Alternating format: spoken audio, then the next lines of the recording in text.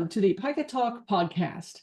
PICA is a trade association representing the printing, converting, and graphic communications industry in North and South Carolina. PICATalk is brought to you by platinum sponsors Domtar, Frisco, Athens Paper, Mac Papers and Packaging, Manchester Industries, Recycling Management Resources, and Case Paper. I am Terry McKee, PICA's Director of Member Engagement. Every organization has employees with the potential to become future leaders. But how do you recognize them? And more importantly, how do you maintain their growth? Today, we have the co-chairs of PICA's Emerging Leaders who will be chatting with me about identifying and encouraging rising stars in your printing workforce. Bryce Poremba is the Vice President of Sales at Elite Print Finishing. Having grown up in the printing industry, he gained hands-on experience early on by working on the pressroom floor during his high school summers. A graduate of the University of North Carolina at Wilmington, Bryce now leads sales strategy with a focus on driving continued growth for the company as it expands its reach and capabilities. Outside of golf, he enjoys working out outside of work. Maybe outside of golf, I don't know, Bryce. Outside of work, he enjoys working out and playing golf. Nemeth is the Director of Operations at Poole Printing in Raleigh, North Carolina, where she focuses on maintaining smooth production processes and ensuring clients receive outstanding service. She discovered her passion for printing through the graphic communications program at Clemson University. Outside of work, Heaven is deeply committed to community engagement and is always seeking ways to combine creativity and connection. Bryce and Heaven, it's good to have you on today's PICATalk. Yeah, thanks for having us. We're glad to be here. Thanks, Terry. You're emerging leaders in PICA, and as emerging leaders, what are some of the early signs or traits that suggest an employee might be a future leader for a printing company? I can take that one if you want Right. to start.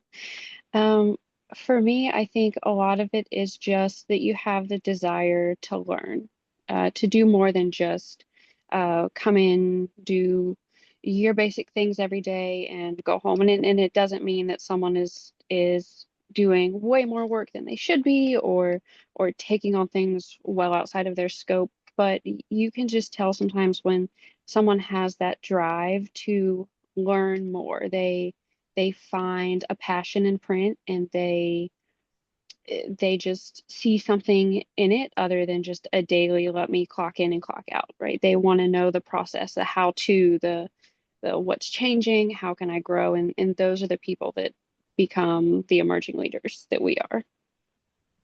Awesome. Someone who's not in it just for the paycheck. I think to extend that a little bit further, I've noticed with a lot of young people that we bring on that they have many resources to gain information and understanding of material, right? I think with AI and the internet and social media, the access to information now is greater. And so you get a lot of people in who know a lot about a lot of different things. And that's important. But there becomes a mastery role beyond that, which is not somebody who's just willing to soak in a bunch of information, but who can actually physically master and manifest the knowledge that they have. And so, I definitely want somebody who's willing and open to kind of work and take on whatever the tasks provide. Heaven and I are both at, privately owned businesses. And so we often wear a lot of different hats, but people who can then take it a step further and not only be interested, but work hard and physically master the skills of running a press or learning customer service or learning how to develop relationships with vendors or clients and so forth. So I think it's a combination of not only soaking in information, but then being willing to use that information to work hard and show up every day and do your best physically as well. So Absolutely. Um, wh- what kind of experiences are most effective in preparing rising stars for more greater responsibility in your printing companies or in printing companies in general? What I experiences would would you say, give? yeah, I think it really depends on the type of company. So my company will be entirely different from Bryce's, and Yeah, and what we may look for is what experiences someone may need to be considered a rising star. But the biggest experience, which is kind of a catch-all, is just involvement, right? No matter what facet of the industry you're in, as long as they are involved and they have that desire to do more than just the daily job tickets or whatever it is they do over at Elite. I'm not sure. Or whatever they're having them do, you know.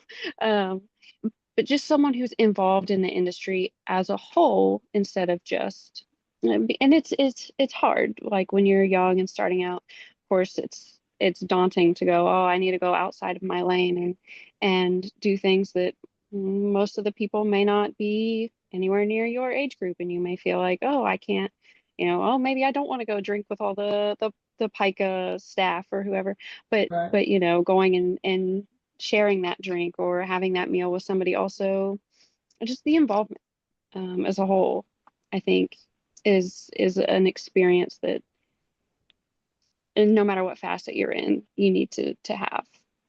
Yeah. Don't be Yeah, a hermit.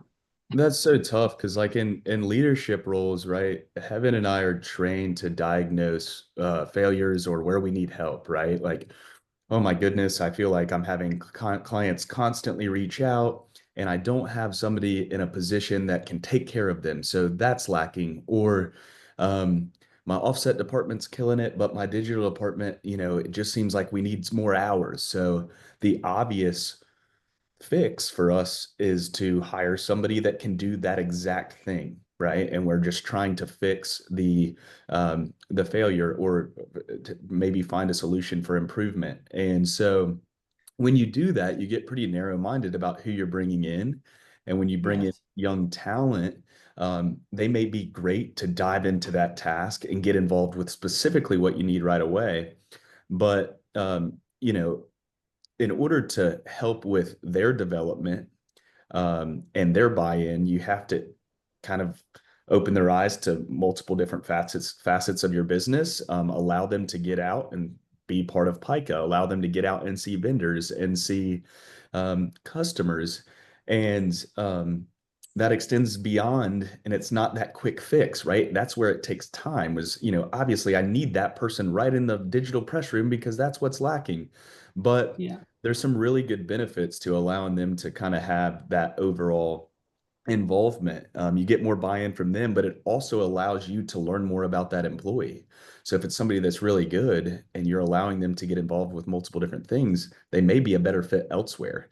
Um, so I couldn't agree more. Letting them be involved with everything you do, and learning more about what they're good at, and also um, what they like to do, and where they can rise and grow within your company. It sounds like you would be more inclined to hire based on culture. And if that person, if that candidate meshes better with the culture, because that cannot be trained. Running a press, running a digital press, running a binder, whatever, that can be trained, right? For sure. I will say I've had candidates, it's come down to two, and when you have them meet the rest of the shop that they would work with, and you see how they would fit into the culture, and right away that they wouldn't mesh with your culture and that we wouldn't be beneficial for them, that Yes. that even though they have all the check boxes, that it just wouldn't mesh, and there are other shops out there that would be better for them. But like you said, when they match that culture and then you can get them involved and grow, that's when things really take off. Yeah, we could do a Yeah. whole podcast on culture. I mean, that's so important. Um, and you're on it again, Heaven. I think, when we look at people again, that's why we ask them more questions than how much experience do they have on this specific piece of equipment, is because you know, after we do this 40 to 60 hours a week over and over and over again, there's got to be deeper level connections so that we're all moving in the same direction and achieving our goals together. So very important. How do you, like in your companies or as leaders, do team building? We try to get out of the office. That's where I find, you know, the best conversations take place. Um, Steve and I, and Steve is our president. We do a lot of trade shows together. We were out in Vegas 2 weeks ago, and we were talking about, you know, the conversations that you get to have on the trade floor and the relationships that you can build. It's so limited, right? Because they have something that you want to, you have something you want to sell, they have something they want to buy, and it's such a focused conversation. And we were talking about like how our dinners or things outside of that work day are really where the buying takes place. That's where relationships and trust are truly developed. And I think that's true for like our relationships within our companies too, right? Is figuring out ways to stay responsible and safe and professional, but get away from the office for lunches or even having, I mean, we love to bring food trucks in, especially on the big holidays, you know, and have a time where we can all sit there and take a break from the stress of the printing industry for a couple hours and talk about each other's families and what we like to do and what we're looking forward to outside of the office. I think Elite does a really good job of focusing on people outside of work, and how we can kind of get to know each other more in that way. Because we're much I more will than say, just where we work, right? Yeah, for sure. Mhm. yeah, we also do something similar. We don't do like food trucks and conventions, but we do at all the holidays make sure that our whole team comes together. And every time that we do, I try and create an activity that has absolutely nothing to do with printing.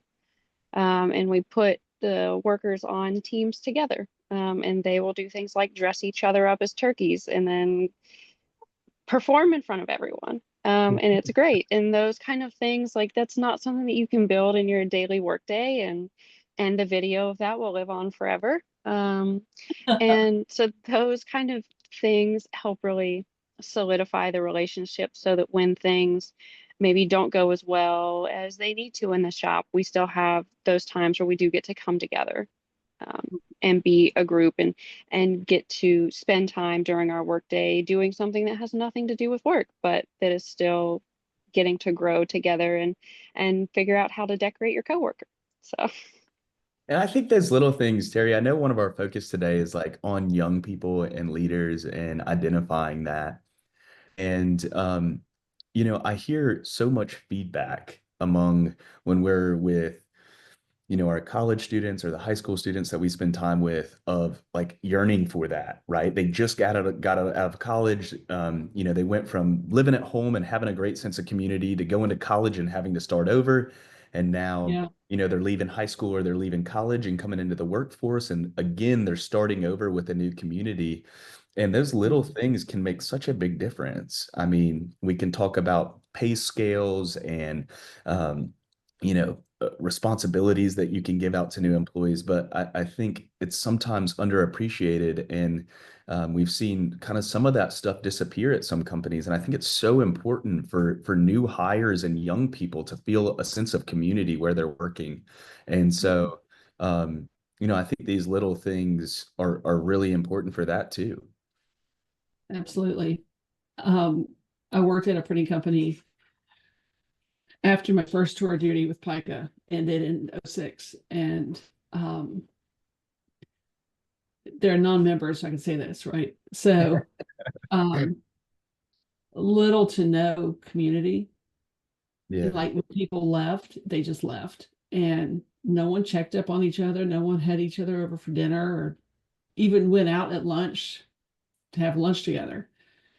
And leaving PICA, which was like a work family at the time, and going to that was drastically different. And I can't imagine if I was a young person just starting out in the industry, um, I go to Clemson or App or to your school for printing, and I have this community in school. We all had it, right? And you have your tribe in college, and then you leave and you go out into the workforce, and you Yeah. have to, like you were saying, you start all over. And it's hard not to just put in your hours and go home and Netflix and chill, Yeah. you know?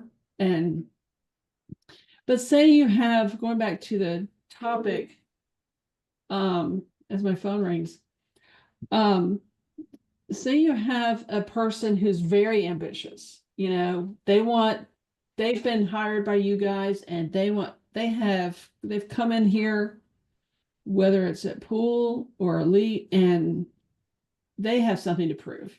They have that degree on the wall, by golly, and they want to show what they have. You know, how do you encourage those ambitious employees without promoting them too quickly or setting them up for failure?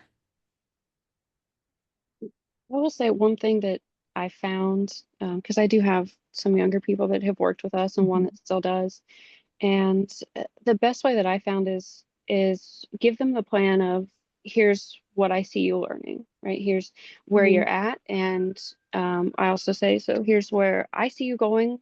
What else do you see or know about that you want to add to your path, right? And then we work towards those. So we'll start, if they want to learn offset plate making. So we'll start with preparing the files and preparing plates. And after so long, we'll say, are you comfortable? Do you feel like you have this? And I also give them the opportunity, whether it's a young person or someone who isn't, fresh out of school. One of my, Right. older employees, doesn't matter age. When there's a chance to grow, we always say, are you comfortable? And I always give them the opportunity to say no, right? That they Yes. need more time to grow in that. They need more time to learn, or that they just aren't comfortable with that role and they've tried it and they want to go somewhere else. So I think a big part of it is giving them the freedom to try new things, but also making sure that they don't feel locked into it, right? Once they try it. Because then they're gonna burn out. They're gonna feel like, well, I agreed to this. Now I have to do this thing. So I think making sure you give people the space to say, I have tried this and I think there would be other people in your company that may be a better fit, or this just isn't something that, I will be able to maintain long term. Mhm. I'd like to talk about the flip side of the coin a little bit, which is, Okay. not being afraid to promote young people. Ooh. I think it takes a lot of transparency and communication to understand what are your goals? What do you want? Where are you headed? Does that align with what I want and what's going to be best for our family, our work family, what's going to allow us to continue to grow and prosper? But I think sometimes, being a young person in a leadership role at our company, um, it does take a lot of hard work, but there are a lot of young individuals that have what it takes, Heaven being one of them, have what it takes to be in leadership roles at their company.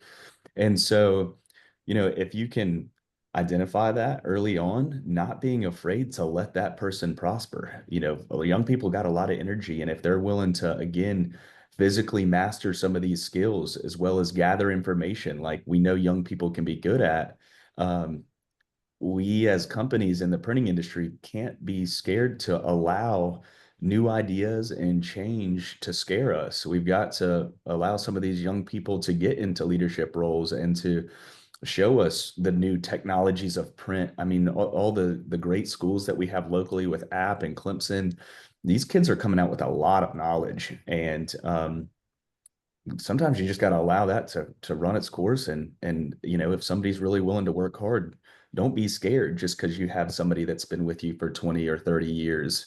um, that doesn't mean seniority doesn't mean anything, but at the same time, allowing some of these young people to take on, we see it all the time in emerging leaders, with big small companies all around North and South Carolina that have really stepped up to the plate and are doing great in leadership roles. So yeah, I think there's two sides to that.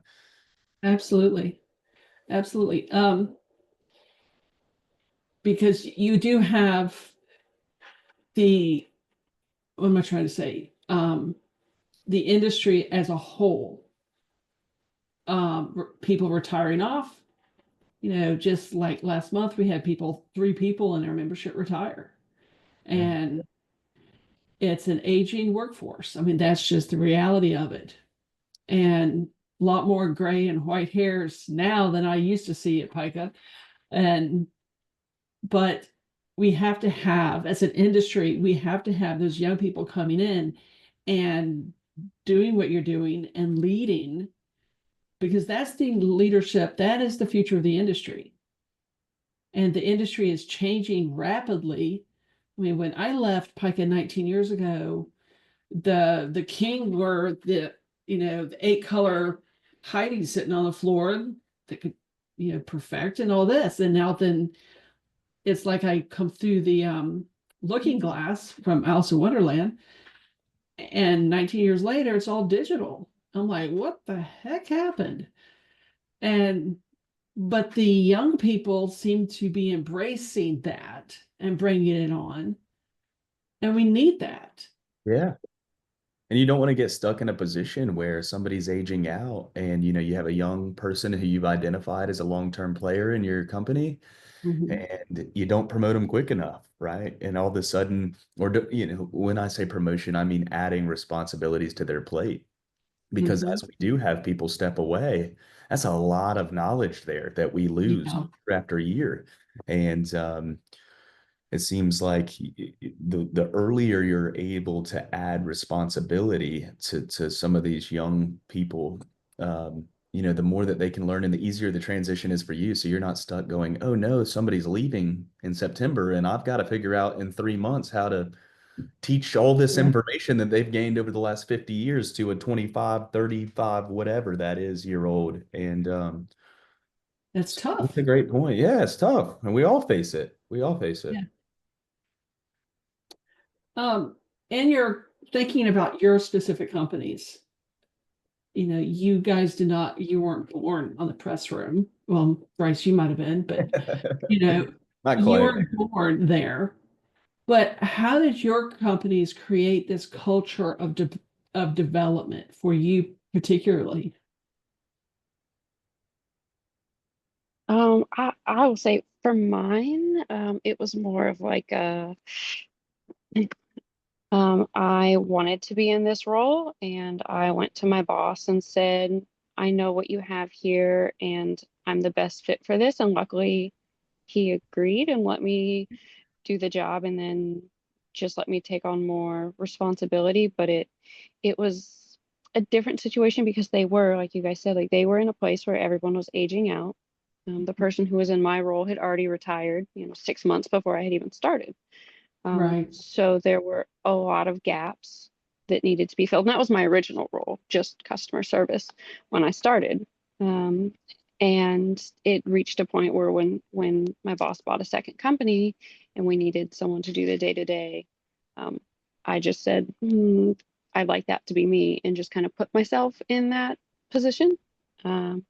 And years have passed and here we are. So it depends on, yeah, it depends on the company, I think, because I know Bryce's story will be entirely different. I know he didn't go to Steve and like strong arm him and say like, give me a job, which Steve he probably could have. Steve probably would have done it. But it just depends on the company and the role that you're in. And I feel like being a woman in print, I definitely was just like, I'm gonna go for it, and I'm gonna make a place whether there is one or not. And here we are. But what I hear from your story, Heaven, is that one, you had the gumption to go for it. And that is something that cannot be taught. That's life experiences. But we need to use our life experiences to give us that confidence to go for it. And secondly, you had an employer who was open to hearing you and hearing your idea. So what I gather from that is printing companies who are employing young people who have the gumption and the confidence to ask for something, be open to it.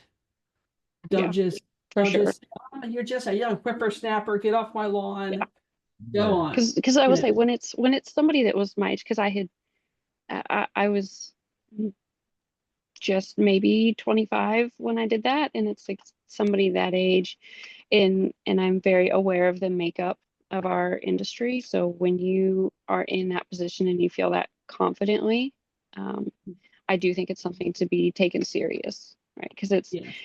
it's it's it's not a lot of times that you see a 25-year-old woman like run a print shop daily, you know. No. So when you have young people who say, I know I can do this, you're right, Terry, like you need to really consider it, because it Mm. takes a lot to say, I know this person is 60 years old and has been with you for 10 years, but I know I'm the better fit.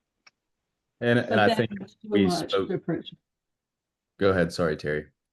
Sorry, Bryce, that I said that adds so much to a print shop Yeah. and to the culture of it. And that becomes a good selling point for printing companies when they go out to do sales.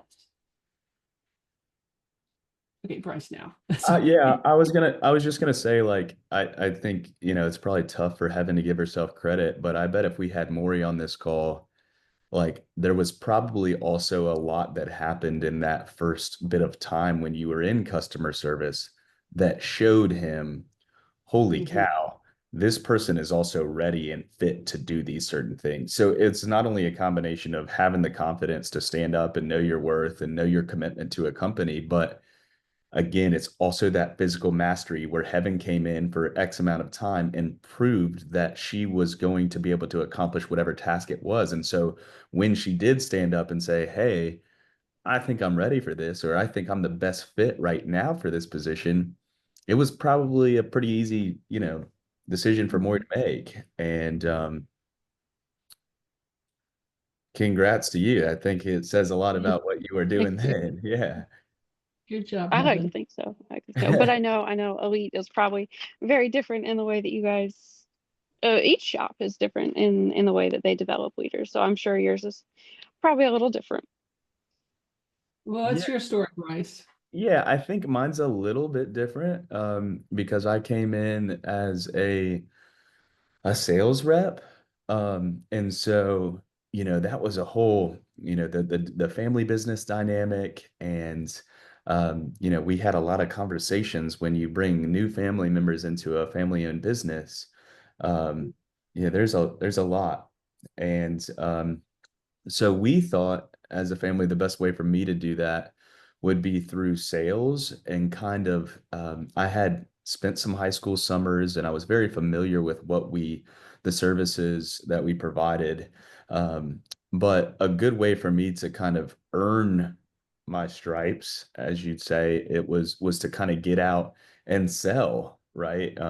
So the tough and great part about sales is you can kind of figure out for yourself how successful you are, right? Either people want to buy from you and trust you and want to work with you, or after a period of time, it doesn't work super well. And so I kind of got to independently develop a worth while, and didn't feel like, oh, I'm just going to be promoted throughout the business, kind of just because we're family. And so, got to have a little bit of success in sales and partnered with a lot of the PICA companies. They've been really good to me. And, we've had a lot of success over the last years. And, through some similar conversations to like Heaven had, where we'd see that there was opportunity for growth or we'd room for improvement, and we'd kind of talk through those. And as I moved up in the company and felt like I was controlling a little bit more and more of our business, I got to kind of stand up for what I thought.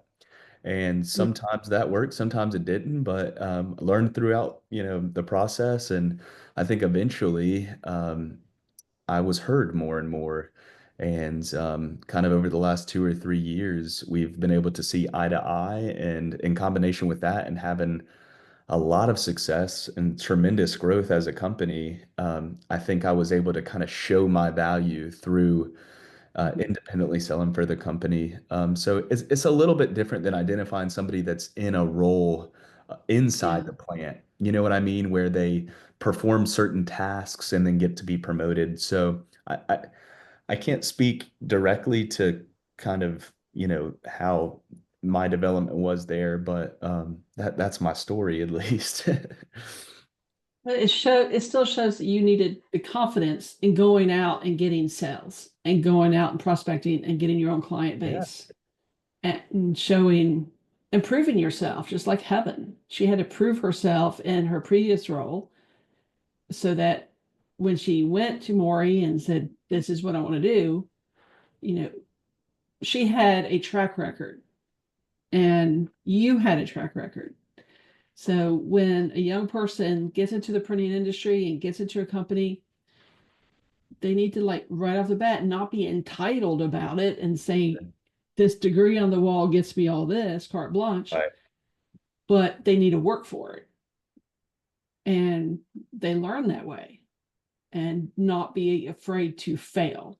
I think so many times as when young people get out of the college, I know it was for me, that I was terrified of failing, but it was with my failures I learned the most, if that makes sense. Yeah, For absolutely. sure. Oh, and I will say, Carrie, like, or Terry, I do think Get you're that a very lot. right. And yeah, in the like not being afraid to fail, right? Because some people may look at like the positions Bryce and I are in and be like, wow, like that's like I could never accomplish that by 28, 30. But we never thought we would be in the positions that we were in, when we got out of school. I definitely never thought I would be in the role that I'm in, and it's one of those things where you just have to take it one day at a time, Yes. one learning experience at a time, and it's a wealth of knowledge that you have to build up and experiences that you have to have, and we do have young members in our group, and so we can help give those younger people a path, but I don't want any young person to look at where we are and go, that's too high, that's too much. I don't know if I'll have the confidence or the knowledge to be in that role because you can't. Like, and I've said it before, no one is born knowing how to do anything, right? Like, it takes time to learn anything, whether you want to Mhm. be a musician, you want to work in printing, whatever you want to do, like, it takes Right. time. And over time, you will build that confidence that we all at least pretend that we have all the time. Absolutely. I'm reminded of, not getting too personal, but 10 years ago, my husband was shot and paralyzed in an attempted armed robbery. Okay. And we didn't know anything about dealing with him being paralyzed and being paraplegic in a wheelchair. But it was like a month after the incident, we knew more then than we knew a month ago. And I kept saying to him, in 3 months, we're going to know more then than we know now. And 5 years later, we're going to know more in five, now we know now more now than what we knew 5 years ago. Well, this November will be 10 years. And it's been a lot, but we together, our whole family has learned so much about life and things that we thought we would never do, right? Or be able to do again. But now he plays wheelchair basketball, wheelchair tennis. He's this massive athlete and he plays on a national team. How And it's cool. incredible, Yeah. but we would have never known, if you said 10 years ago in July or August of 2015, you know, your husband's going to be playing wheelchair basketball and coaching the team. I'm like, get out. But I say all that to say this, that we don't know what we're capable of doing until we're actually in it and doing it, right? And for students graduating school or maybe just starting school in graphics and thinking, well, I don't know what my career path's going to be. Well, it could be anything you want it to be. That's the beauty about printing. It can, if you wanted to be a sales rep, learn everything you can about the printing industry and sales and business. If you want to be in operations, learn everything you can about the process and ops. And you can do anything you want to do. You can even own that printing company one day if you wanted to. And so the sky is really wide open for young people going into the printing industry today, because we know more now than we did 5 years ago, and we can apply that knowledge now, right? Yeah, So absolutely. Yeah. And I'd like to take a moment to pitch the emerging leaders too. And yes, Terry, real quick, just to your point, like it was so cool how your perspective on that situation still had hope and confidence that you were going to kind of the theme of what we've talked about today, right? Is hope, confidence, and knowing if you work hard, it's going to work out. So I thought that was a yeah. pretty captivating story. But I did want to take a second to pitch the EL group because, um, you know, this is a great opportunity for PICA members. We talked a lot about today young people coming into the industry and not knowing what they want to do or being nervous about getting into bigger roles and gaining responsibility. And I think for me personally, the emerging leaders has provided such a great outlet for me to learn from people like Kevin. I can go down the list. I'd name every single emerging leader that we have, and we can call each other when a situation comes up that we're uncomfortable with, or we've got an opportunity to grow and we just want somebody else that's in our industry that's our age that has similar life moments going on right now. The emerging leaders is a great peer group for you to be mentored, for you to have support, and for you to kind of just have a sense of community in the print space. We all have that individually at our companies, but also in the print space. So for those PICA members out there that don't have emerging leaders, would really encourage this is a platform for you to get your young people involved, and to kind of get them exposed to the industry as a whole. So sign them up. We'd love to talk to them. yes, absolutely. Well, I think that's going to wrap it up for today's PICA Talk podcast. This is the first one, actually. So, Bryce and Heaven, thank you so much for being a guest on today's episode of the PICA Talk podcast. We appreciate you being on here.